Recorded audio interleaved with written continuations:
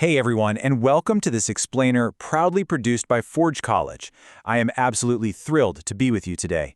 So, if you remember our previous lesson, hands-on, initial vulnerability assessment, we really got our hands dirty. We poked, we prodded, and we found all the little cracks in the smart contracts. But now we're in the capstone, Secure Contract Audit module, which is a crucial part of our reentrancy and other attack vectors unit within the broader Smart Contract Security track. And we have to do something really important with all those discoveries. We have to translate them. We're going to take those chaotic discovery notes and turn them into a rigorous, professional engineering blueprint. Because this isn't just about finding bugs, right?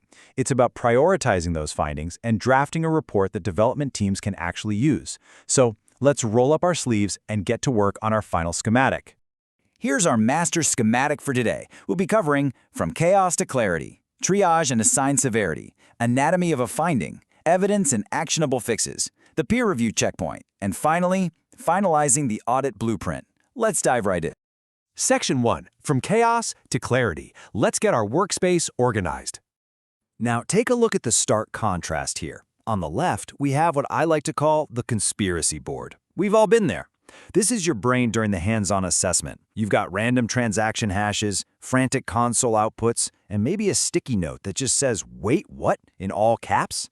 It's a beautiful mess, but it's definitely not a deliverable. On the right, drawn on that clean, dark green ink, is our actual target, a structured, professional, and actionable audit findings draft. Your capstone final report needs to look like that crisp blueprint, converting all those raw vulnerability notes into a ranked, clear set of remediation items. So the absolutely crucial point here is this principle: traceability over persuasion. I really want you to burn this into your memory. When you're auditing, you aren't a lawyer making some emotional plea to a jury, trying to talk them into believing a contract is vulnerable. You're an engineer. You literally have to trace every single claim you make back to a concrete, reproducible footprint of evidence. If you say a re-entrancy attack is possible, you need the test script, the exact code lines, and the captured output to prove it. Traceability makes your judgment a reproducible fact, not just a scary opinion. Moving right along to Section 2, Assigned Severity. It's time to triage those raw findings. Okay, here we have the first two concrete steps of our process. Step 1 is triage and grouping. When you're looking through your notes, you might find 5 different ways a function can fail. But if they all stem from the exact same missing access control check, that shouldn't be 5 separate findings. You group those related root causes into a single, prioritized master finding with sub-items.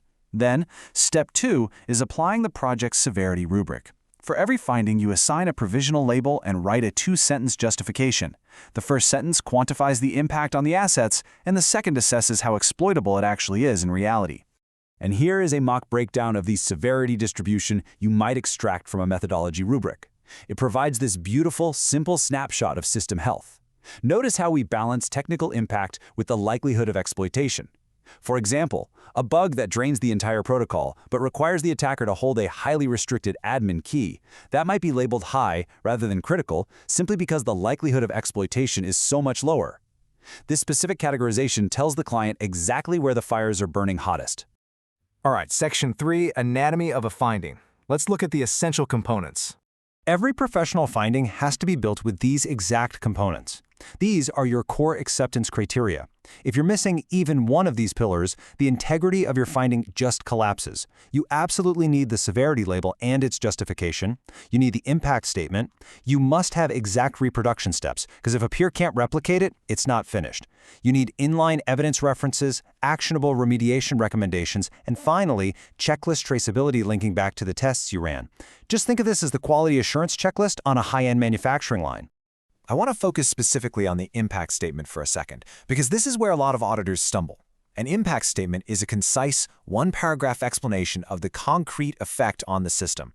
You have to translate the technical vulnerability into real-world consequences for the stakeholders. Don't just say an integer overflow is possible. Say, an integer overflow in the reward distribution function allows a malicious user to drain the entire reward pool, effectively stopping all yield generation for legitimate stakers. Do you see the difference there? One is a math fact. The other is a complete business crisis. Which brings us to Section 4, Actionable Fixes. It's time for solid proof and remediation. Please remember this vital rule. Actionable remediation beats broad recommendations every single time. We've all seen those lazy audit reports where the auditor just tells the developers, hey, just fix the reentrancy, bro. That is entirely unhelpful. You are the security expert. You need to provide specific mitigations. Give them a minimal patch to stop immediate exploitation. Give them a trade-off analysis. Something like, hey, this quick fix stops the bleeding, but it introduces a breaking change, so here's a longer-term design refactor to consider. Be the partner they actually need.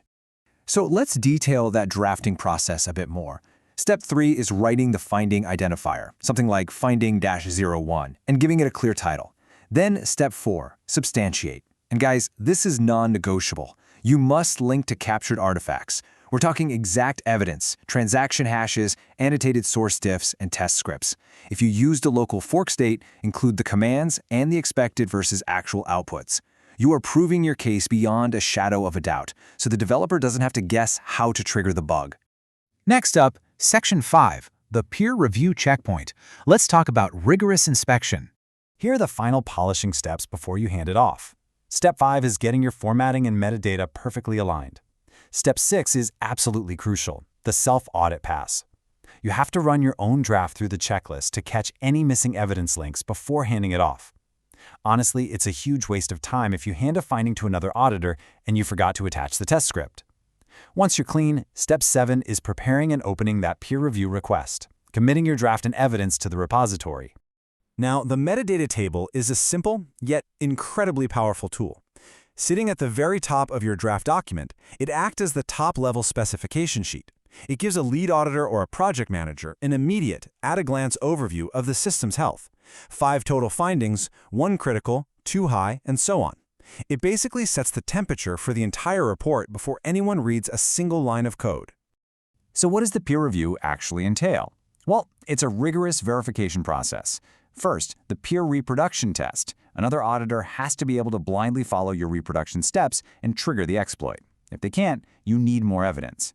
Second, they perform an independent severity cross-check using the project's rubric. If you say it's critical and they say it's medium, you must reach a consensus or escalate it based on written rationale. Finally, your draft has to hit a minimum 90% completeness score across all axes: severity, impact, reproduction, evidence, remediation, and traceability. And finally, Section 6, finalizing the audit blueprint. We are officially ready for merging. I really want to remind you of this final guiding principle. Prioritize on real-world impact and exploitability. When you're in doubt during the triage phase, weigh the actual effect on the assets. Your job is to separate those high-consequence but incredibly difficult-to-exploit issues from the easily exploitable but low-impact bugs. Documenting that distinction cleanly, that is exactly what elevates an OK auditor into a highly sought-after security professional. It's all about business reality. So, I leave you with this final provocative check. Is your drafted finding perfectly traceable to evidence, perfectly reproducible by a peer, and truly ready to be merged into the final audit report? If you can answer yes, you've successfully transformed chaotic notes into a literal engineering masterpiece. It's an incredible skill, and as you go through the broader learning programs in our Web3 tracks, you'll practice this until it's second nature. I highly encourage you to explore more of our advanced security courses and hands-on modules to perfect these techniques. Make sure you head over to forge.college to dive deeper into this subject and discover a wealth of other awesome Web3-related topics. Keep building securely, keep validating your evidence, and I will see you in the next explainer.